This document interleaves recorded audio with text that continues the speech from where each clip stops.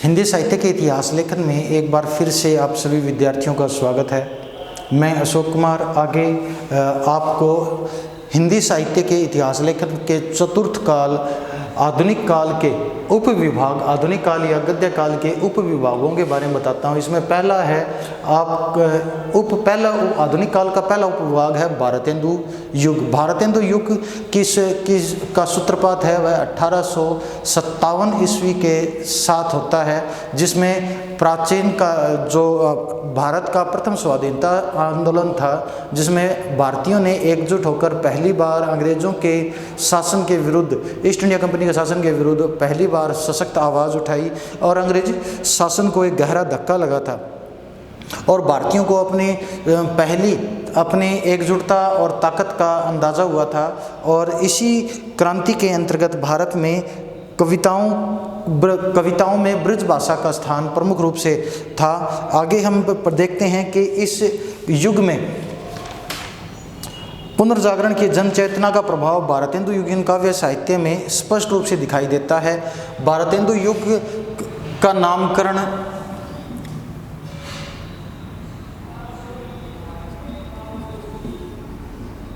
भारतेंदु बाबू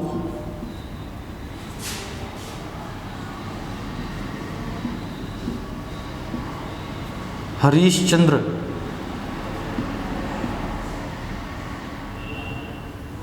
चट्टोपाध्याय के नाम से जाना जाता है। तो इन्होंने माँ भारती यानी भारत माता की सेवा में अपने काव्य की प्रमुख व्यंजना प्रकट की थी। इन्होंने अपने काव्य में प्रमुख रूप से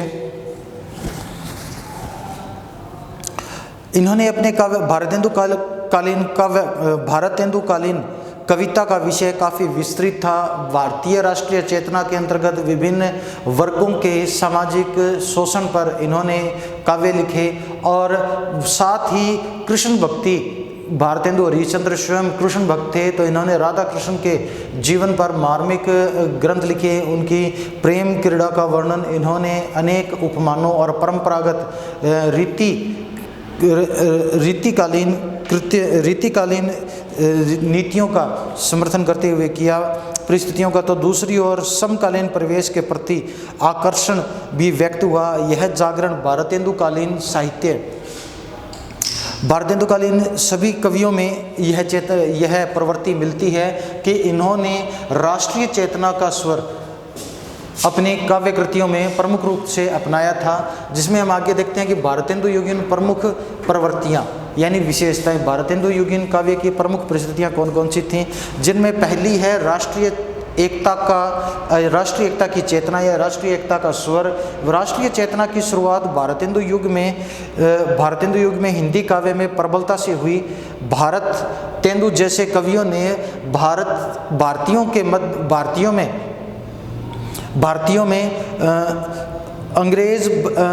भारतीयों में इस बात का रोष प्रकट करने की अंग्रेज भारत को लगातार अपना गुलाम बनाते जा रहे हैं, भारत पर शासन तो कर ही रहे हैं, भारत की जो अतुल धन संपदा है उसे भी धीरे धीरे इंग्लैंड ले जा रहे हैं और अपने देश को धनी बना रहे हैं, और भारत जो सोने की चिड़िया कहलाता है उसे अब लगातार वे लूटते जा रहे हैं और भारत की जनता पर लगातार शोषण कर रहे हैं। भारत के अंदर रहते हुए भी जो पहले आक्रमणकारी भारत में आए थे या विदेशी आक्रांता आए थे, उन्होंने भारत में रहकर भारत की सांस्कृतिक और आर्थिक परिस्थितियों को और पोषित किया था। भारत में रहकर उन्होंने भारत को और बढ़ाया, इसकी विविधता और संस्कृति को और पोषित किया था। स्थापत्य कला, संस्कृति और आध्यात्मिकता, इन सभी की बढ़ोतरी की थी। दूसरी है सामाजिक चेतना। सामाजिक चेतना के अंतर्गत इस काल में विभिन्न सामाजिक परिस्थितियों का, विभिन्न सामाजिक असंतोष को राष्ट्रीय चेतना का स्वर देने का प्रयास भारतेंदु युगीन कवियों ने किया था। इस काल में कवियों ने सामाजिक चेतना का भी उद्घोष किया। कविता के माध्यम से सामाजिक चेतना प्रबल रूप से परिभाषित हुई, लोगों ने बाह्य आडंबरों का खुलकर विरोध किया। समाज में फैले जो स्त्री प्रथा, पर्दा प्रथा और जो विधवा स्त्रियां हैं उनकी समाज में दुर्दशा तथा नारी शिक्षा, कन्या जन्म का विरोध करना, इन सभी परिस्थितियों पर जो भारतेंदु युग के कवि थे उन्होंने अपने काव्य में प्रबल विरोध किया। भारतीय सामंत थे, देशी राजा थे और पढ़े लिखे वर्ग जो अंग्रेजी शिक्षा अपनाकर अंग्रेजों के गुलाम होते जा रहे थे, पश्चिमी सभ्यता का अंधानुकरण कर रहे थे, उन सभी पर अपने साहित्य में कुठाराघात किया। उनकी इस अंधानुकरण मनोवृत्ति पर उन्होंने व्यंग्य किया। विधवाओं की दुर्दशा तथा छुआछूत और समाज में फैले लगातार वर्ण व्यवस्था भयावह स्थिति होती जा रही वर्ण व्यवस्था का भी इन्होंने अपने काव्य में विरोध किया। उनमें दिए गए नवीनता और सौहार्द की भावना को जनमानस को अत्यधिक प्रभावित किया। अगली है आर्थिक चेतना। तो आर्थिक चेतना के अंतर्गत 1857 की क्रांति के बाद में अंग्रेजों ने भारत में अंतरिम रूप से अपनी ईस्ट इंडिया कंपनी थी उसे बंद कर दिया गया और भारत पर सीधे ब्रिटिश ताज यानी महारानी विक्टोरिया का शासन चलने लगा। इंग्लैंड की संसद के जो अध्यादेश होते थे, इंग्लैंड की संसद द्वारा भारतीय जो शासन था, भारतीय उपमहाद्वीपीय शासन था, उस पर अध्यादेश जारी किए जाते थे और उनको भारत का गवर्नर जनरल जो था वह भारत में लागू करता था, जो कलकत्ता प्रेसिडेंसी से अब दिल्ली में स्थापित हो चुका था। इस काल में काव्य में प्रयुक्त आर्थिक चेतना का यहाँ उल्लेख करना आवश्यक है। इस युग के कवियों ने अपनी विविधतापूर्ण पुस्तकों के माध्यम से भारतीय अर्थव्यवस्था और अर्थनीति पर गंभीर प्रकाश डाला था। प्राचीन काल में भारत कितना सशक्त था, भारत की आर्थिक स्थिति कितनी सुदृढ़ थी, इसे अपनी कविताओं और गद्य लेखों के माध्यम से भारतीयों को बताया और किस प्रकार अंग्रेज भारत को अपना आर्थिक गुलाम बनाते जा रहे थे। अंग्रेजों की रीढ़ की हड्डी अर्थात अर्थव्यवस्था को लगातार तोड़ते जा रहे थे। भारतीय उद्योग धंधों और कृषि पर लगातार कर लगाकर उन्हें ठप करके अपना गुलाम बना रहे थे। विदेशी वस्त्रों का भारत में जोर शोर से प्रचार प्रसार हो रहा था और भारतेंदु युगीन कवियों ने भारत में स्वदेशी वस्तुओं के उपयोग और विदेशी वस्तुओं के बहिष्कार का विरोध करने का प्रबल स्वर मुखरित किया। फिर आगे है परंपरा निर्वाह का प्रेम। रीतिकालीन काव्य परंपरा का निर्वाह करते हुए भारतेंदु युगीन कवियों ने अपने काव्य की भाषा ब्रिज भाषा रखी, लेकिन ब्रिज भाषा के अंतर्गत भी उन्होंने खड़ी बोली का व्यवहार अपने गद्य क्षेत्र में अपनाया था। गद्य क्षेत्र में जो उन्होंने तुकबंदी की थी वह कोई प्रमुख कारण नहीं था, वह इतनी प्रमुखता से अभिव्यक्त नहीं हुई थी। वह आगे जाकर महावीर प्रसाद द्विवेदी जी के काल में आगे वर्णित होती है। पहला रूप धार्मिक व भक्तिमूलक भावनाओं का है और आचार्य भारतेंदु हरिश्चंद्र ने, जैसा कि वे स्वयं कृष्ण संप्रदाय के भक्त थे, राधा कृष्ण के प्रेमी थे, तो उन्होंने अपने काव्य में रीतिकालीन जो उपमान थे राधा और कृष्ण के प्रति नायक नायिका भेद में, उन्होंने रीतिकालीन परंपराओं का जमकर प्रयोग किया। तो दूसरा, रीतिकालीन भावनाओं का धार्मिक अभिव्यक्ति में परंपरागत दृष्टिकोण ही रखा। राम काव्य की अपेक्षा कर इस युग में उन्होंने कृष्ण काव्य को महत्वपूर्ण विषय बनाया। भारतेंदु स्वयं भी राधा कृष्ण के भक्त थे। आगे अगली है प्रकृति चित्रण। भारतेंदु युगीन कविता में प्रकृति का स्वरूप परंपरागत ही रहा। कहीं तो बंधी बंधाई परिपाटी पर प्रकृति का आलंबन रूप प्रकट किया। कहीं अलंकारिक विधान में विभिन्न अलंकारों और रसों के माध्यम से उन्होंने सूक्ष्म मनोभावनाओं को वर्णित किया। भारतेंदु के सत्य हरिश्चंद्र नाटक में गंगा महिमा या गंगा वर्णन, चंद्रावली में यमुना वर्णन का विशुद्ध अलंकरण दिखाई देता है। प्रकृति का वास्तविक सौंदर्य बोध जगमोहन की कविताओं में उद्घाटित होता है। प्रकृति का सूक्ष्म निरीक्षण और प्राकृतिक दृश्यों के स्वाभाविक और प्रभावगत उत्पादों के रूप में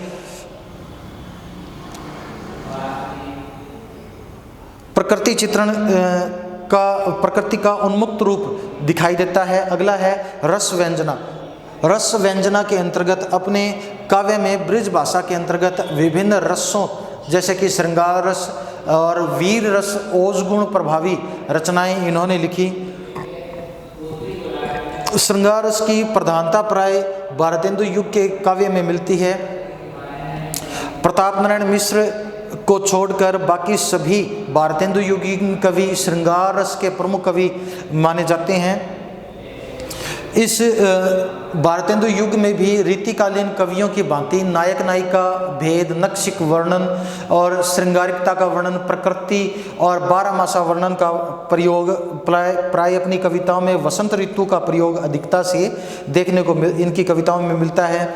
भक्ति काल की माधुर्य भाव की भक्ति का और उर्दू कविता के समन्वय की व्यंजना का प्रभाव इसमें दिखाई देता है। भारतेंदु ने प्रेम सरोवर,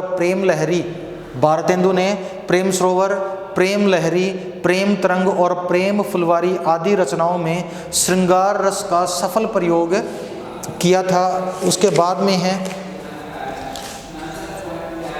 भारतेंदु युग के काव्य में ब्रिज भाषा व खड़ी बोली का प्रयोग प्रभावी रूप से दिखाई देता है। खड़ी बोली गद्य का विकास इस युग की महत्वपूर्ण घटना है। भारतेंदु ने न तो राजा लक्ष्मण सिंह की संस्कृतनिष्ठ पद्धति को अपनाया, न राजा शिव प्रसाद सितारे हिंद की उर्दू मई पद्य शैली को व्यवहार किया, बल्कि इस दिशा में मध्यम मार्ग का अवलंबन करके अपनी अद्भुत समंजसमता प्रवृत्ति का परिचय दिया। भारतेंदु ने अनेक नवीन गद्य रूपों का विकास किया जिसका माध्यम खड़ी बोली थी। भारतेंदु या उनके जीवन काल में जिन लेखकों ने खड़ी बोली में तुकबंध्यता रची, उन्हें वास्तव में कविता कहना ठीक नहीं लगता। उसके बाद में आगे हम देखते हैं कलात्मक व्यंजना। कलात्मक व्यंजना के अंतर्गत समस्या पूर्ति इस युग की अत्यंत लोकप्रिय व काव्य पद्धति थी। काव्य प्रतिभा रचना कौशल कर परखने के लिए कवि सम्मेलनों और कवि संगोष्ठियों में कठिन से कठिन विषयों पर समस्या पूर्ति कराई जाती थी। कवियों की बैठक होती थी, उसमें कविताओं के विभिन्न विषयों पर विभिन्न कवियों के बीच में वैचारिक मतभेद और अनेक समस्या पूर्ति के विषयों को रखा जाता था। अगला इसमें है पत्र पत्रिकाओं का प्रचलन। भारतेंदु काल में अनेक पत्र पत्रिकाओं का विकास खूब प्रचलित हुआ था। भारतेंदु युग का प्रत्येक लेखक किसी न किसी पत्र या पत्रिका से अपना संबंध रखता था। भारतेंदु युग के अनेक कवियों ने अपने स्वतंत्र पत्र व पत्रिकाओं का प्रकाशन व संपादन शुरू किया। भारतेंदु जी स्वयं दो पत्रों के प्रमुख कवि इनके दो पत्र थे, कवि वचन सुधा और हरीशचंद्र मैगजीन का संपादन भारतेंदु हरीशचंद्र ने अपने काल में स्वयं किया था। इसलिए पत्र पत्रकारिता द्वारा काव्य रचना के साथ साथ गद्य लेखन में भी गति भारतेंदु युग में आई थी। नाटकों का निर्माण भारतेंदु का हिंदी साहित्य के क्षेत्र में एवं रंगमंच पर आना एक चिर स्मरणीय घटना है। भारतेंदु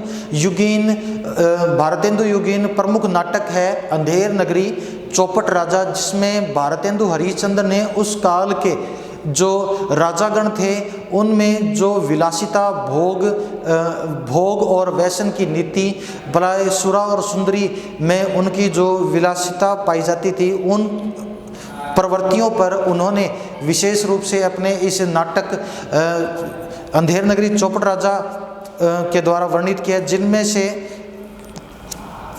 कई नाटक उनके मौलिक, कई अनुदित तथा कई रूपांतरित नाटक थे। भारतेंदु ने काशी वर्तमान बनारस में नाटक मंडली की स्थापना की थी। उनके नाटकों में साहित्य के साथ साथ नाटकीय गुणों का सुंदर समन्वय देखने को मिलता है।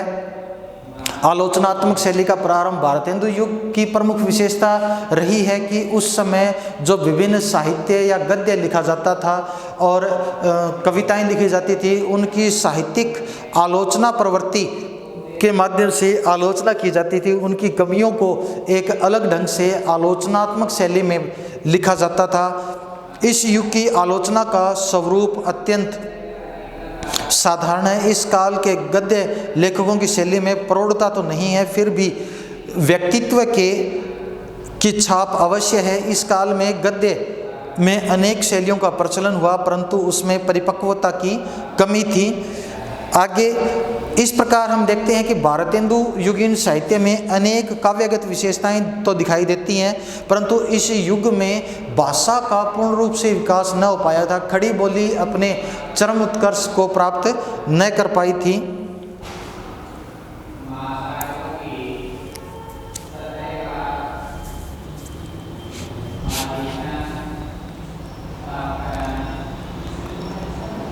फिर आगे हम इस युग के कवियों में जहाँ एक और प्राचीनता का आग्रह अपने विचारों में और काव्य रचनाओं में प्राचीनता का आग्रह दिखाई देता है, वहाँ नवीनता के प्रति भी काफ़ी उत्सुक व्याकुलता दिखाई देती है।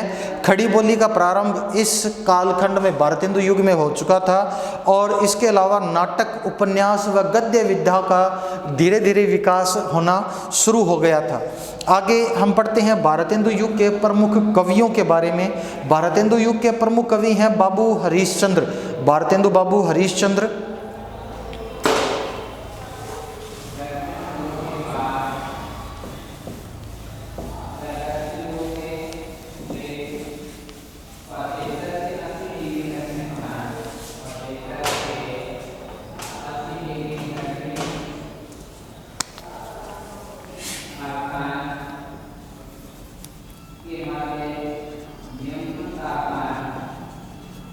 भारतेंदु युगीन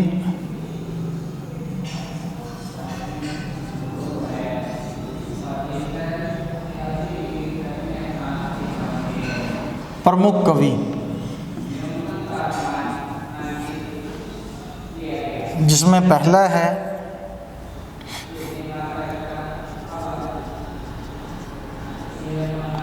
भारतेंदु बाबू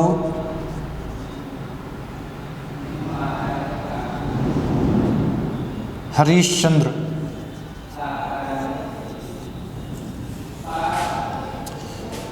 भारतेंदु इनका जन्म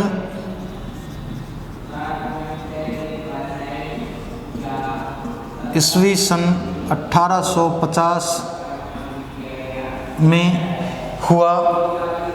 इनकी मृत्यु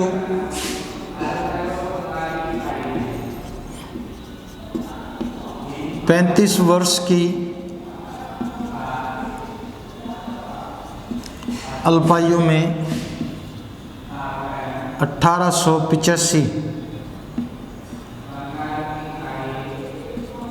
ईस्वी में हुई।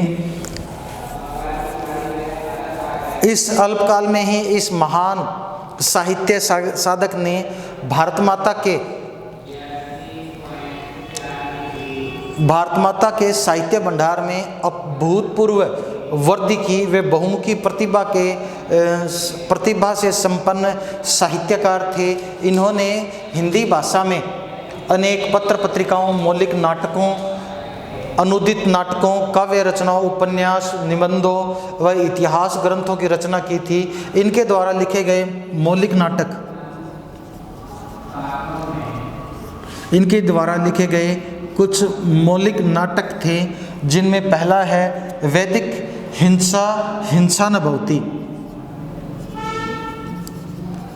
वैदिक हिंसा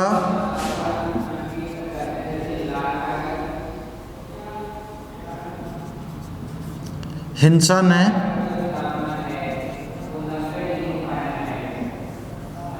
वैदिक हिंसा, हिंसा न भवति। चंद्रावली नाटिका,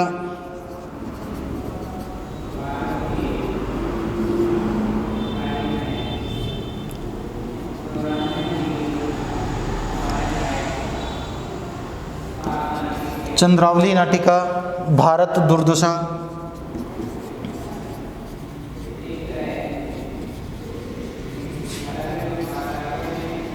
प्रसिद्ध नाटक अंधेर नगरी,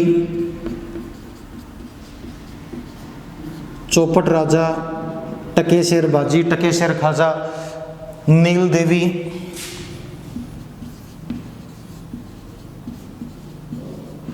जो बिहार के नील की खेती करने वाले किसान थे, उन पर उनकी आर्थिक और सामाजिक परिस्थितियों पर लिखी गई रचना थी नील देवी।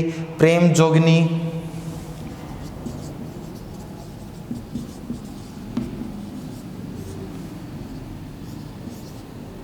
प्रेम जोगिनी, सती प्रताप,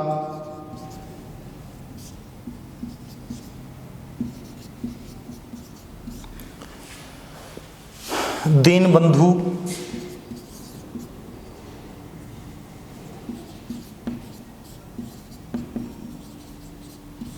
दीन बंधु, ये इनके द्वारा लिखे गए कुछ मौलिक नाटक थे। वैदिक हिंसा, हिंसा न भवति पर वैदिक जो ब्राह्मण वैदिक सभ्यता थी, उस पर इन्होंने व्यंग्य करते हुए एक व्यंग्य मौलिक नाटक लिखा था, जिसमें वैदिक सभ्यता में जो यज्ञ हवन आदि होते थे, उनमें होने वाली पशु हिंसा, जो पशु हिंसा होती थी, उस पर उन्होंने कहा था कि वैदिक हिंसा, हिंसा न भवति।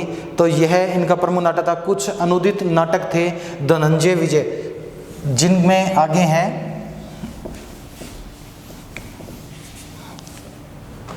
अनुदित अर्थात अनुवादित,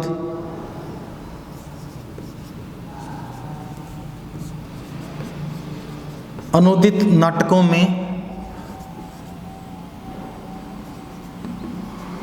धनंजय,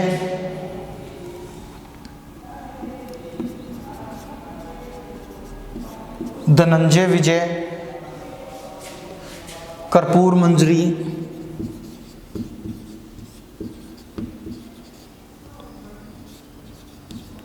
धनंजय विजय, कर्पूर मंजरी, मुद्रा राक्षस, जो संस्कृत से इन्होंने हिंदी भाषा में रचित किया था, भारत जननी,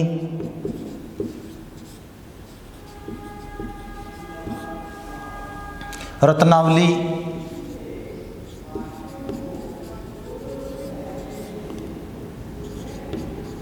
राजा,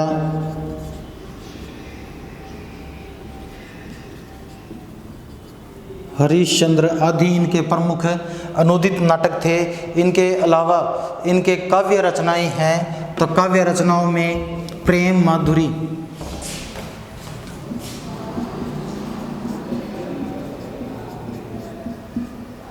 काव्य रचनाएं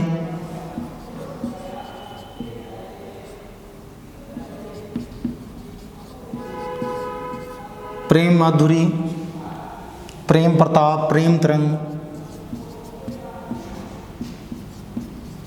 प्रेम प्रताप,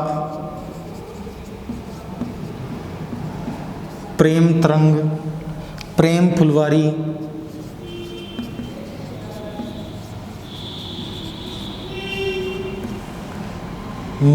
मधु मुकुल,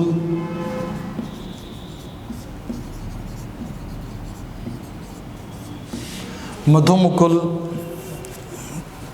दान लीला, कृष्ण चरित्र,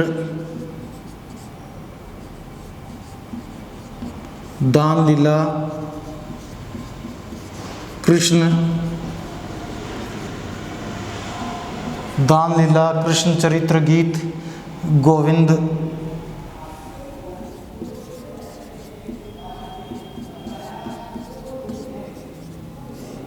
गीत गोविंद, वर्षा विनोद,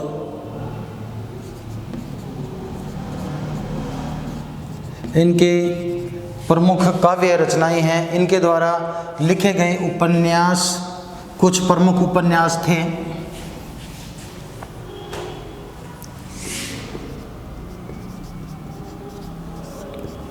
उपन्यास हमीरहट,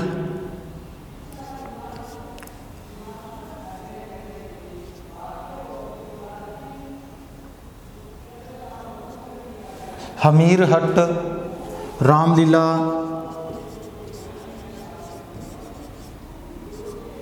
हमीरहट, रामलीला, सावित्री चरित्र,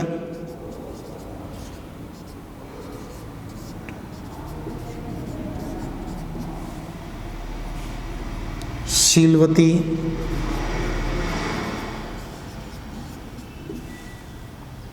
सुलोचना,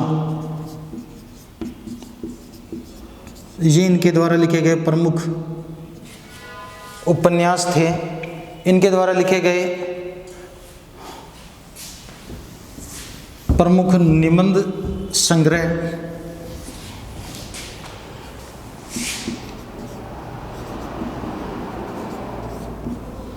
इनके द्वारा लिखे गए प्रमुख निबंध हैं सूर्योदय,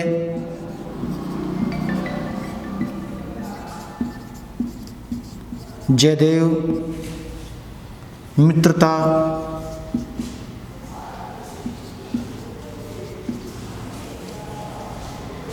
बंग भाषा की कविता,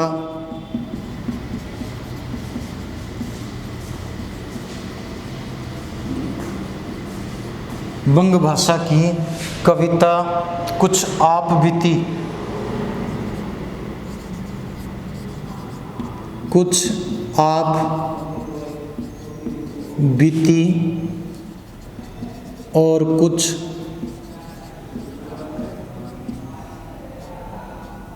जग बीती, ये इनके द्वारा लिखे गए कुछ प्रमुख निबंध हैं। इतिहास, ऐतिहासिक ग्रंथ, ऐतिहासिक ग्रंथ, इनके द्वारा लिखे गए इतिहास ग्रंथ हैं कश्मीर,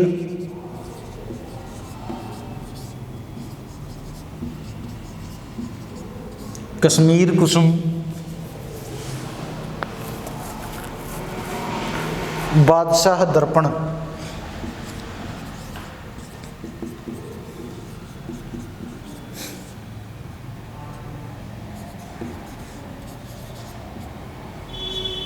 बादशाह दर्पण इत्यादि इनके लिखे गए कुछ प्रमुख उपन्यास है। बाबू हरीशचंद्र जी के पिता का नाम,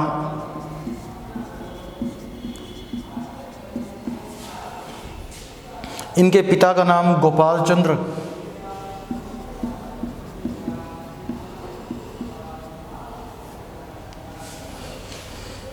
इनके पिता का नाम गोपाल चंद्र था, जो अच्छे कवि थे, और इनके गुरु का नाम था गिरधर, और गिरधर नाम से गोपाल चंद्र।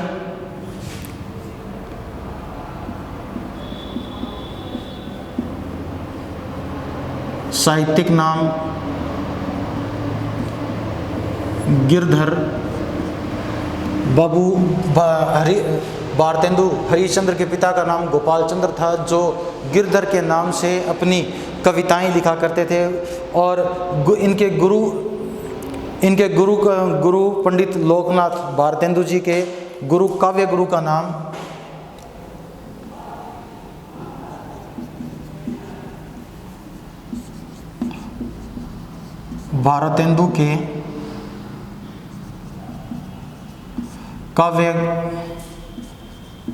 भारतेंदु के काव्य गुरु